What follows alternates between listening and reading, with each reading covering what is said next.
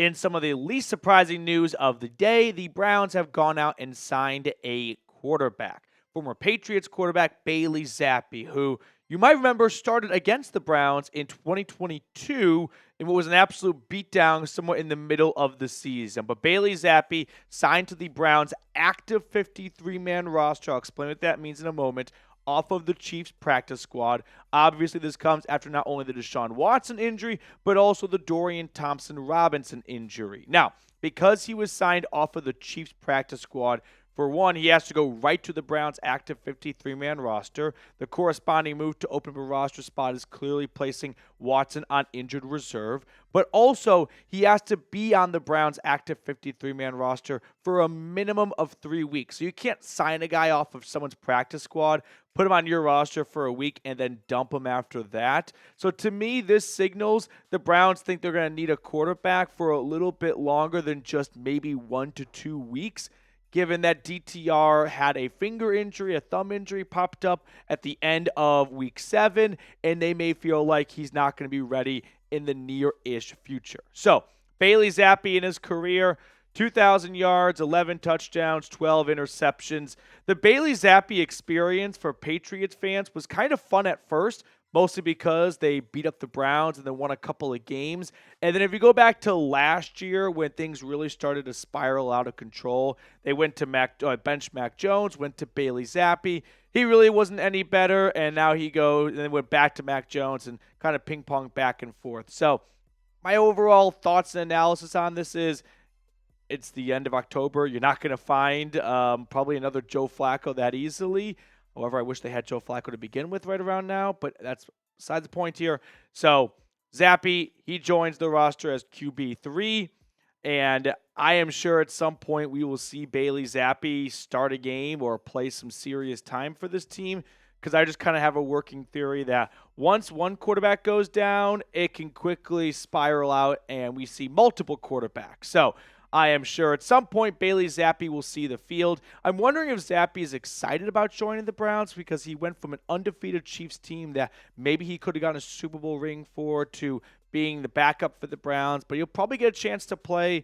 Plus, he probably gets a little bit more money going for the practice squad to the active roster. So, Bailey Zappe, welcome to the absolute shit show that is the 2024 Cleveland Browns.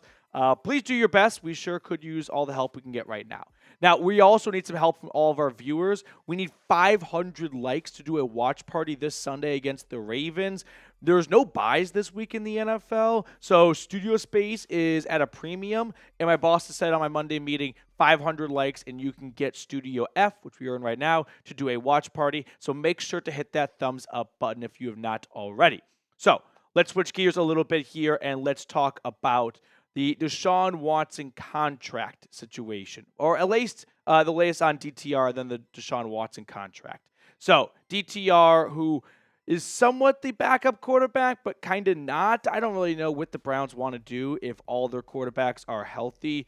I think Kevin Stefanski might have got caught in a little bit of I wouldn't say a lie, but in a tough spot when Watson went down, DTR goes in, Jameis Winston comes in, clearly plays better than DTR, and then he has to face the media as to why did you change the backup quarterback after 6-7 weeks, and talked about packages and whatnot, but we never saw DTR play anyway when Watson was healthy, so I'm not sure if they felt like DTR outperformed Winston in practice or if the front office and the ownership said, hey, we're getting really tired of people chanting, start Jameis. So can you make that impossible by just making him your third quarterback, the emergency quarterback, so we can just eliminate that as a possibility for this fan base to cheer for anyway?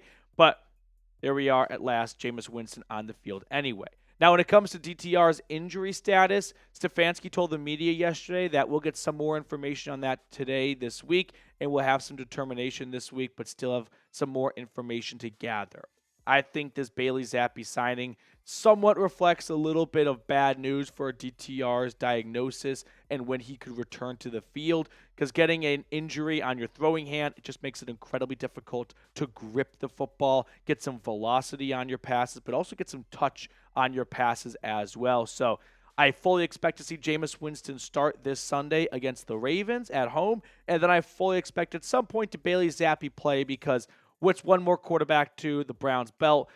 Winston will be the 39th starting quarterback since 99, and he will also be the 10th starting quarterback for Kevin Stefanski. Just the typical Browns, I guess.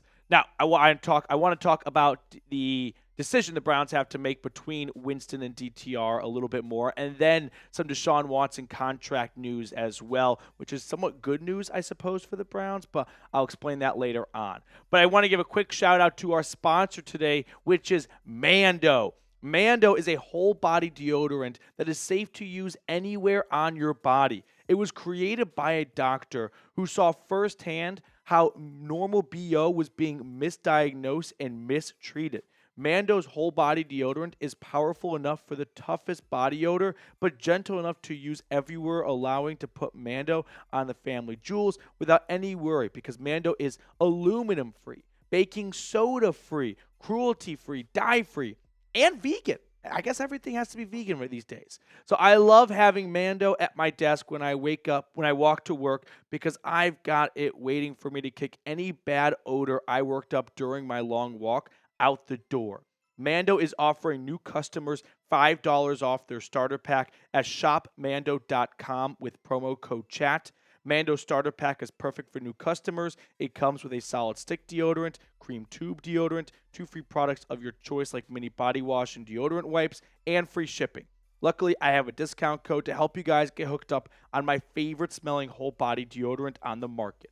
New customers get $5 off a starter pack with our exclusive code CHAT. That equates to over 40% off your starter pack when you use code CHAT at shopmando.com. That's shopmando.com. Use promo code CHAT. I put all that information in the comments and description of today's video. So let's talk a little bit about what the Browns should do moving forward between Jameis and DTR. If both are healthy, I would take Jameis Winston. It wasn't a very big snapshot. It wasn't a huge sample size, but I think we can all agree that Jameis Winston looked a lot better than Dorian Thompson-Robinson did on Sunday, and I feel for DTR. It's a tough spot to be in, getting tossed into the fire in the middle of the game. But Jameis was tossed in the middle of the game as well, and he floated a lot better than DTR did. So, unfortunately, I just do not believe at this point Dorian Thompson-Robinson is a starting quarterback in the NFL. I think last year he showed improvement from his first game against the Ravens in week 4 was it, to his final start, really, against the Denver Broncos before a concussion knocked him out. But I feel like at this point, while it's not a ginormous sample size, I think we have enough tape and we have seen enough of DTR to know, hey, he's probably a good backup QB, but I don't think he's a starter. So if you want to start DTR just to learn if he could be this team's starting quarterback in the future, I'll answer that question for you right now. He's not. Meanwhile, Jameis really hasn't played a whole lot of football for the last half decade. I mean, he has 10 starts over the last 5 years. So from a everyday starter in Tampa to a backup with the Saints for a long time, getting a couple of starts, but unfortunately an injury in 2021 really derailed a really nice start from him, torn ACL. But then when he came back from that torn ACL, he was relegated to the backup job behind Andy Dalton. But that 2021 season, by far his best as of late. I mean, the year that everyone just hangs on to was the 2019 season, where, yeah, he threw 33 touchdowns and 5,000 yards, but it came at a price. It came at 30 interceptions. I still remember his last pick for the Buccaneers. It came in overtime against the Falcons because I had bet Atlanta +6, and they picked him off in overtime immediately to win by 6. So I think I pushed or something like that. Someone go find the old line for that game, but I got exactly what I needed. So the bright side is the offense can't really get much worse, right? Do I wish Deshaun Watson was healthy and still starting for this team? I mean, on one hand, sure, because you made such a big investment in him. You don't really want to throw in the towel, but that's kind of naive because at this point we know that Deshaun Watson and the offense were not working, so you might as well try something else. But speaking of Deshaun Watson, we have some contract news, we'll call it, and that is the Browns put an insurance on his contract. I'm not going to lie, this is definitely a little bit out of my wheelhouse, but I did some research and I'm trying to, smarten up on the subject here so you guys can know what I'm trying to learn. Here's what a recent, just coincidental ESPN article had to say all about teams picking up insurance policies on players' contracts, which is somewhat, I think the article called taboo to talk about because it's very low key and you don't really broadcast it. Only about half of the teams do this, but the Browns were part of that half, and they picked up an insurance policy on Deshaun Watson's contract in case of an injury. Here's what it is in layman's terms. In the simplest terms, if a player who eats up a significant portion of a club's salary cap misses significant time with injury or illness, a club doesn't have to take it as a total loss, but can recover space for the following year. Plus, insurance premium payments don't count against the salary cap. So again, not my expertise when it comes to NFL insurance policies, but basically the Browns, I believe, can get $13.9 million in cap space relief for 2024.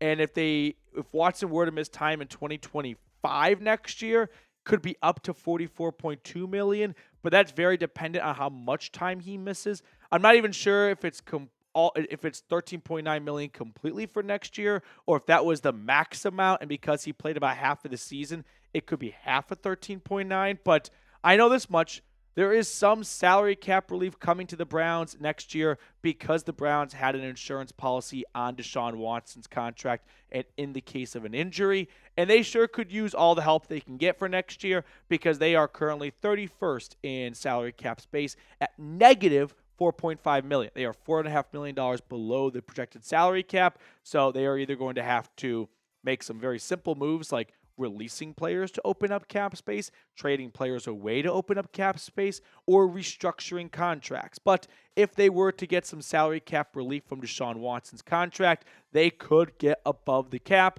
not by a whole lot, but they wouldn't have to make any roster moves, but they definitely couldn't go out and make any big signings in free agency. Now, a conversation that is starting to gain some traction over the last day and a half or so is whether or not Deshaun Watson will ever start a game again for Cleveland. And this one might not even be up to his own decision. Like, do you believe the Browns are just going to go full unofficial tank mode here, try to get one of the top quarterbacks in this upcoming NFL draft, and let just Cam Ward start for them or Shedeur Sanders for all of 2025? Looking at this upcoming quarterback class, it's not good, to be honest with you. I like Cam Ward, and I'm not even all that turned off because he was a late bloomer, because so was Jaden Daniels, and he was kicking ass up until his rib injury this past Sunday. Shedeur Sanders, I'm not going to lie to you guys, I'm not so confident that that would work out well in Cleveland, just because I feel like Deion is going to have a major role and say in Shedeur's playing career, and I don't think Deion would like to see his son play for the Cleveland Browns.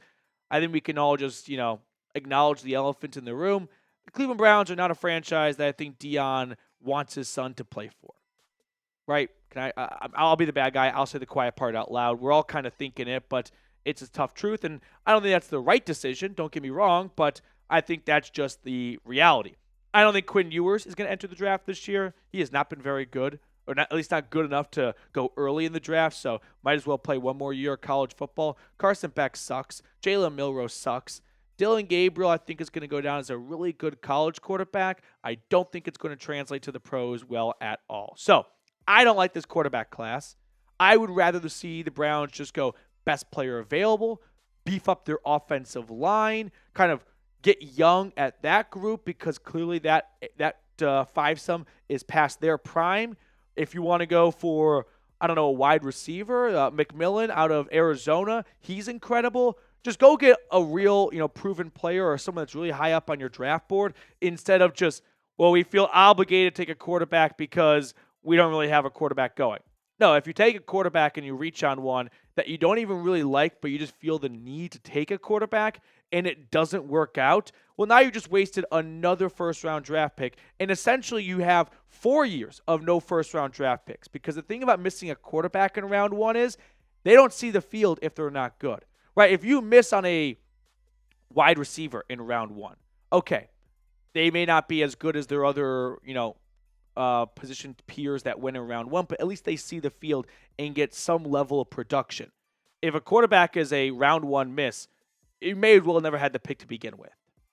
All right, that's going to do it for us on today's show. Make sure to follow me over on Twitter, by the way, at Matthew Petey. I'm always talking brownies over there. Appreciate everyone for tuning in and hanging out with us today. Enjoy the rest of your Tuesday, and I'll catch up with you all later.